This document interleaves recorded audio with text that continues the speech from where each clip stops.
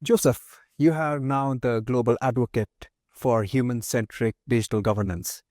But most people don't really know what this means. What would you like to say about that? Yeah, they gave me this really fancy title. I'm deeply honored. The UN Global Advocate for Human-centric Digital Governance. What does digital governance mean? Well, basically, we're talking about digital technology. We're talking about the phone, the social media platforms, the things that we all use all day, every day, although I would say not all of us. And one of the things that's really talked about a lot here at the UN is there's still a couple billion people all over the world who don't have access to the internet, to digital technology. And the world will be better the more inclusive our technology can be.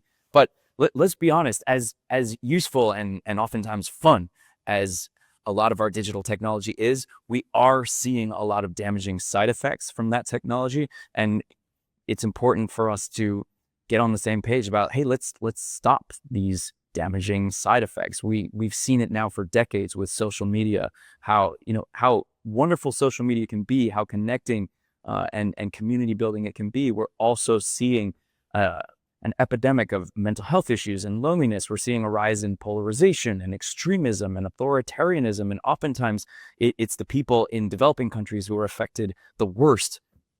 And it doesn't have to be that way. The companies building these products could be forced to follow laws that curb some of these damaging side effects. Governments need to get in the game. And so I'm here trying to tell those stories to help people understand that.